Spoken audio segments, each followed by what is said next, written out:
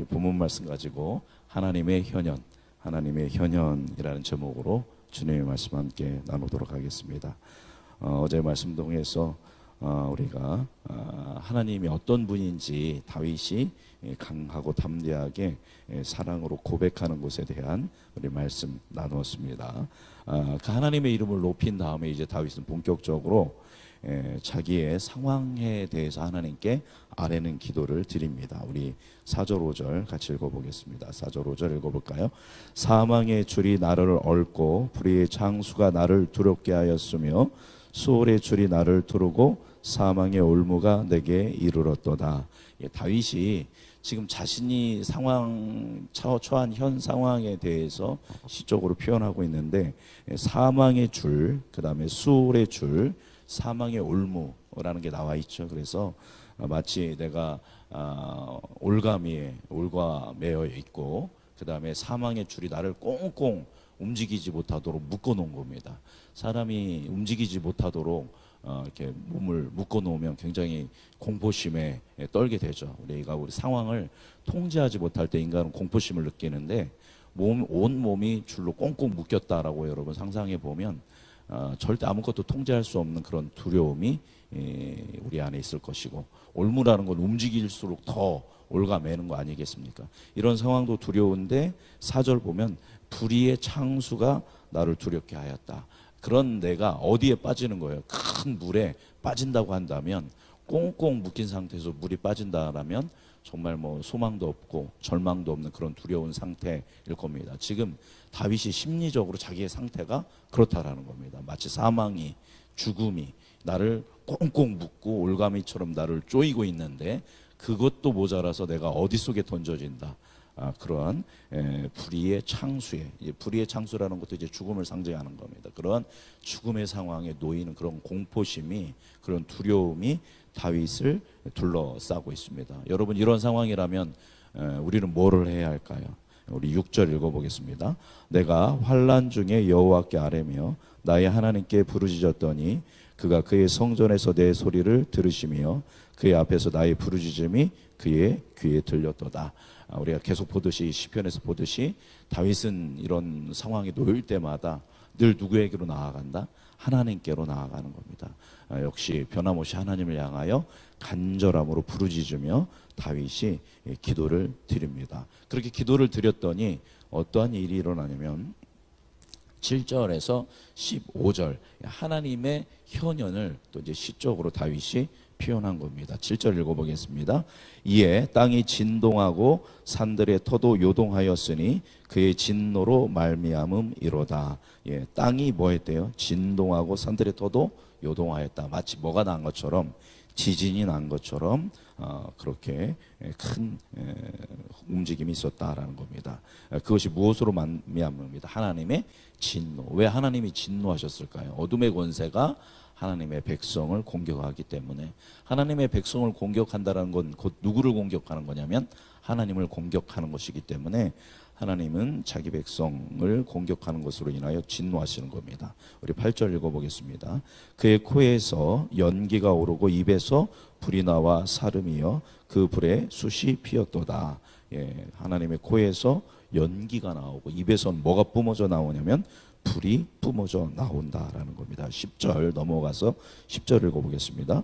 그룹을 타고 다니시며 바람 날개를 타고 높이 솟아 오르셨도다. 그룹은 천사를 얘기하는 거죠. 그리고 바람 날개를 타고 이제 광풍이 부는 것을 또 이렇게 상징적으로 보여주고 있습니다. 또 넘어가서 13절 읽어보겠습니다. 여호와께서 하늘에서 우레소리를 내시고 지존하시니가 음성을 내시며 우박과 숯불을 내리시도다. 하늘에서 우레소리가 나고 우박이 떨어지고 숯불이 떨어졌다. 14절 그의 화살을 날려 그들을 흩으시며 많은 번개로 그들을 깨뜨리셨도다. 엄청난 번개가 치고 있는 상황인 거죠.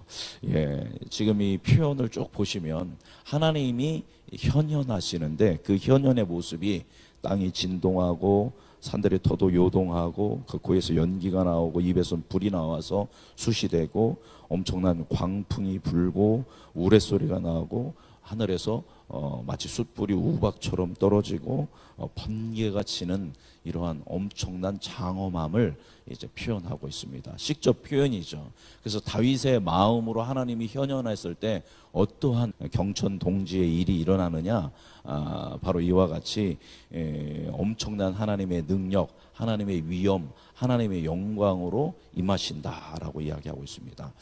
이제 어떤 학자는 이걸 쭉 해석하면서 이거 마치 화산 폭발과 같다. 쭉 읽어보면 화산이 팡 터지면 구름이 있고 거기에서 이제 그 화산 분진이 떨어지는 게 마치 화산재가 떨어지는 것 같고 마그마가 표출되고 그리고 엄청난 소리가 있고 사람이 큰 화산 앞에서 화산 터지면 거기에서 그 경외감을 느끼듯이 이렇게 표현한 거 아니냐 이렇게 보기도 합니다.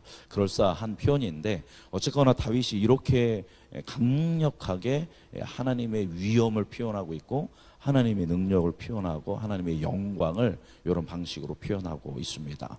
그만큼 하나님은 위엄이 있고 능력이 있다라는 것을 보여주고 있고, 반면에 또 그 이면에는 뭐냐면 다윗의 입장에서는 정말 뭐가 두려웠냐면 자기를 꽁꽁 묶고 움직이지 못하도록 하고 마치 창수에 자기를 던지는, 많은 물에 던지는 듯한 그 어둠의 권세, 다윗을 둘러싼 원수들이 뭐해 보여요? 매우 강력해 보이고 굉장히 두렵고 내가 아무것도 할 수 없다라고 생각했는데, 그리고 어둠의 권세도 다윗을 자기가 어떻게 해볼 수 있을 거라고 생각했는데 누가 현현하니까 하나님의 현현. 하나님이 현현이라는 건 하나님이 이 땅에 나타나신다는 거죠. 하나님이 이 땅에 나타나시는 걸 보니까 뭐와는 비교되지 않아요. 어둠의 권세와는 전혀 비교되지 않는 더욱더 강력한 힘을 가지고 계시고 더욱더 두려운 분이 누구다? 하나님이다라는 겁니다. 지금 7절부터 15절까지 하나님의 현현이 마치 막 부드럽고 따뜻하고 사랑스럽고 내 온몸을 감싸는 듯한 그런 아름다운 모습의 현현이 아니죠. 굉장히 강력하고 위험 있고 그 무엇도 감당할 수 없는, 하늘과 땅이 놀래서 뒤 흔들리는 그러한 엄청난 모습으로 하나님이 임재하시는 겁니다. 이 하나님의 임재에 다윗도 놀라지만 가장 놀라는 건 누굴까요? 다윗을 공격했던 수많은 원수들과 어둠의 권세는 바로 이 하나님의 임재 앞에 벌벌 떨 수밖에 없다라는 것을 이제 다윗이 이렇게 시적으로 표현하고 있는 것입니다. 자, 그렇게 하나님이 놀라운 모습으로 현현할 때 어떠한 일들이 일어나나? 여러분, 이게 시적 표현이죠. 막 정말 지진이 일어나고 정말 막 어떤 광풍이 불고 뭐 불에 어떤 숯불같이 우박이 떨어지는 일이 다윗의 인생에는 없었습니다. 그죠? 이거를 그렇게 하나님의 임재가 이렇게 강력하다라는 것을 시적으로 표현한 것입니다. 그랬더니 다윗의 삶 가운데 어떤 일이 일어나느냐? 우리 16절 읽어보겠습니다. 그가 높은 곳에서 손을 펴사 나를 붙잡아 주시며 많은 물에서 나를 건져내셨도다. 그 위엄 있는 하나님이, 그 크고 두려운 하나님이 누구에게 손을 내미셨다? 내게 손을 펴서 나를 붙들어 주셨고 나를 어디에서 건져내셨다? 많은 물에서 건져내셨다라고 이야기합니다. 성경에서 많은 물은 사탄의 권세, 어둠의 권세의 초소가 많은 물이라고 이렇게 생각하고 있습니다. 바다라든가 이런 것이 리워야단 해가지고 어둠의 권세가 있는 초소라고 생각하는데, 그런 많은 물에서 나를 뭐 하셨다? 죽음과 사망의 권세에서 나를 건져내셨다. 19절 같이 읽어보겠습니다. 나를 넓은 곳으로 인도하시고 나를 기뻐하심으로 나를 구원하셨도다. 나를 넓은 곳으로, 안전한 곳으로, 구원의 초소로 나를 인도하시고 하나님이 나를 기뻐하심으로 나를 구원하셨다라고 다윗은 18장에서 고백하고 있습니다. 어제 얘기했듯이 이거는 다윗의 승전가라고 얘기했습니다. 큰 전쟁을 치르고 수많은 전쟁을 치룰 때 나는 꼼짝없이 어떻게 됐구나, 죽게 되었구나. 그때 다윗은 어디로 피한다고 했죠? 어제 반석이요 산성이요 구원의 뿌리신 하나님께로 피한다고 했는데, 그 말씀처럼 오늘 그 옴짝달짝할 수 없는 그런 상황 가운데 있을 때 다윗이 하나님께 피하면서 부르짖었더니 하나님이 외면하지 아니하고 누구에게 오셨다? 다윗의 심령 가운데, 다윗의 영 가운데 임하셨습니다.